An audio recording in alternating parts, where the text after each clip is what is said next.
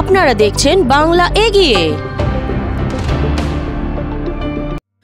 ত্রিধারা হল কলকাতার তিনজন নবীন চিত্রশিল্পী এস নাগ, সুদীপ্ত জানা এবং সুমন্ত ঘোষের তৈরি একটি সৃজনশীল সঙ্গমস্থল।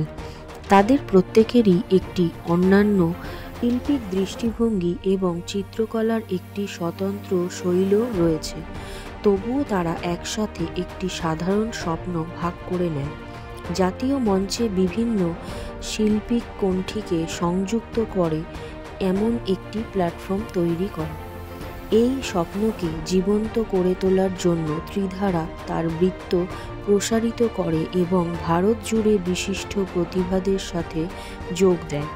সেটা হচ্ছে আমাদের সংগঠনটা আমরা তিনজন মিলে শুরু করেছিলাম। আমি, সুমন্ত ঘোষ, এস নাগেশ এবং সুদীপ্ত জানা। গত বছর থেকে আমরা সংগঠনটা ফার্স্ট এক্সিবিশন আমরা করি একাডেমিতে। তারপরে আমরা সেকেন্ড অ্যাটেম্প নিয়ে হচ্ছে বিল্লার এই শোটাতে। আমাদের টার্গেটই ছিল হচ্ছে আমাদের কলকাতার আর্টিস্ট এবং বাইরের বিভিন্ন প্রভিন্সের আর্টিস্টদের একটা মেলবন্ধন করা।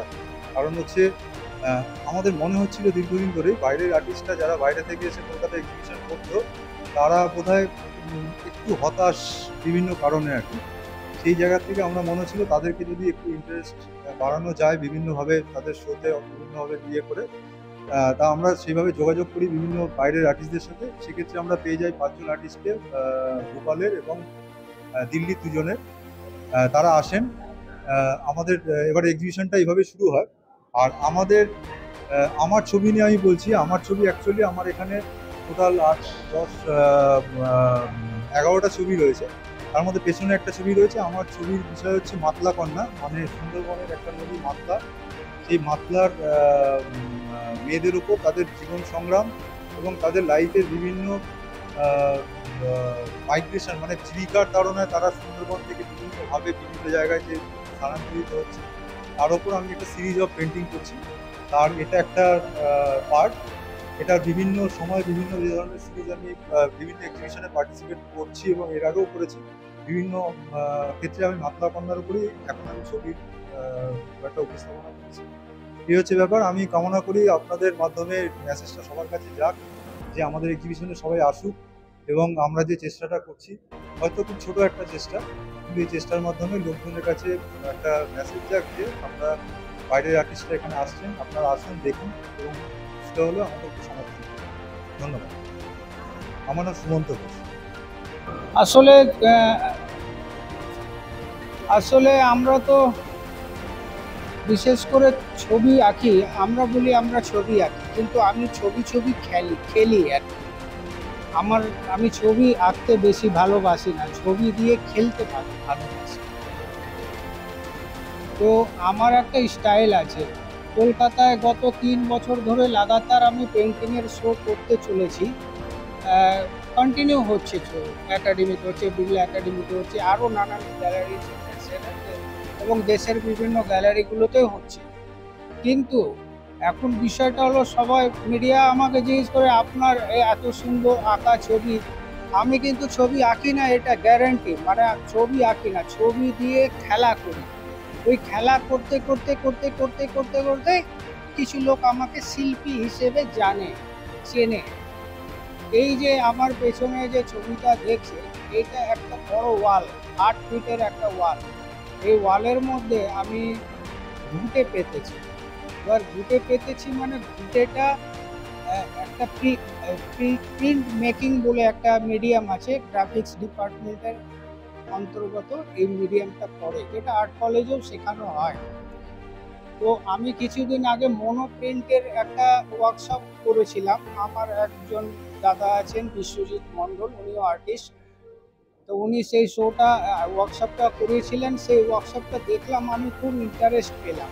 জীবনে প্রথমবার মনোপ্রিন্টের ওয়ার্কশপ করেছিলাম। সেই মনোপ্রিন্টের ওয়ার্কশপটা দেখে আমার মনে হলো, বাহ, এটা তো দারুণ জিনিস। দাদা, এটা কি কলেজে শেখানো হয়?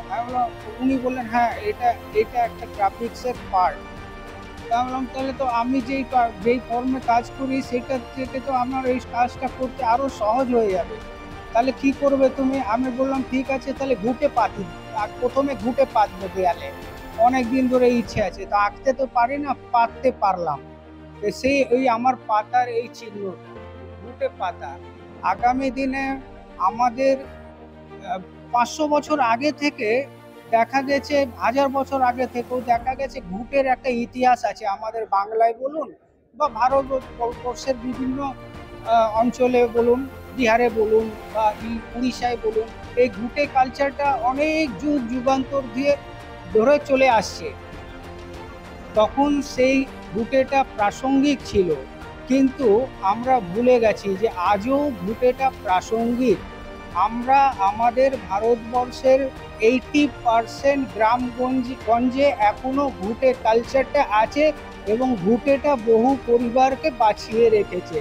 সেই আশা নিয়ে সেই ফিলিংসটা জাগানোর জন্য, সেই ফিলিংসটাকে, আমার ফিলিংসটাকে আপনাদের বোঝানোর জন্য এই ঘুঁটের ইমপ্রেশনটা আমি 8 ফিট কাগজে দিলাম এবং তার যে রিয়েল ফিলিংসটা যাতে ভিউয়ার ফিল করে তার জন্য নিচে আমি কিছু রিয়েল ঘুঁটে দিয়ে দিলাম, আমার রিয়েল ঝুড়ি এবং রিয়েল কীভাবে তারা ঘুঁটে ঝুড়ির মধ্যে রাখে, কীভাবে মাথায় বহন করে নিয়ে যায়। এইটা একটা ইন্ডিয়ান কি বলে ওটাকে, আমার খেয়াল আসছে না, মানে একটা ইন্ডিয়ান ট্র্যাডিশনাল ফিউল, জ্বালানি। এই জ্বালানিটাকে কোনোদিন মুছে দেওয়া যায় না, যত বড় ডিজিটাল ইন্ডিয়া হয়ে যাক না কেন, এই ঘুঁটে ছিল এবং চিরকাল থাকবে। আমার নাম নাগেশ্বর শর্মা, কিন্তু আমাকে লোকে एस नागेश नामे जाने आर्ट फील्ड में। Thank you. तो बेसिकली जो मेरा काम है वो ट्री से कनेक्टेड है, एंड द ट्री और ह्यूमन बीइंग का जो एक रिलेशन है, कनेक्शन है, वो मैंने अपने काम में दिखाने की कोशिश की है। तो एक कनेक्शन है, वो हर तरीके का कनेक्शन है। एंड आप जब जन्मते हैं, पैदा होते हैं, उससे पहले से ही आपका ट्री के साथ एक कनेक्शन तैयार होता है। सो देयर इज एक आप सांस लेते हैं, आपका बॉडी बिल्ड होता है, तैयारी होती है। तो अगर आप देखो तो बहुत सारे इमोशंस हैं वो आपको इन कामों के अंदर दिखेगा।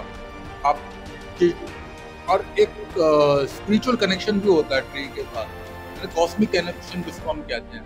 तो कॉस्मिक कनेक्शन का जो पावर है वो बहुत अद्भुत है। देखा जाए तो हमारे जितने भी महान हो रहे हैं, गौतम बुद्ध रहे, उन्होंने पेड़ों के नीचे बैठ के तपस्या की है। वो सारे जो कनेक्शंस हैं वो मैंने अपने इन काम के बीच में दिखाने का कोशिश की।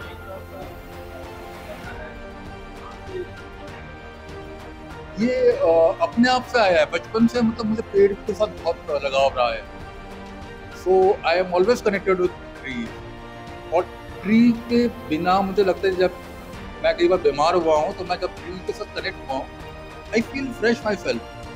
तो वो जो चीज़ है वो मुझे कनेक्ट कर गया उस चीज़ से। My self Amit Kumar Das, I am from. দেখতে থাকুন বাংলা এগিয়ে।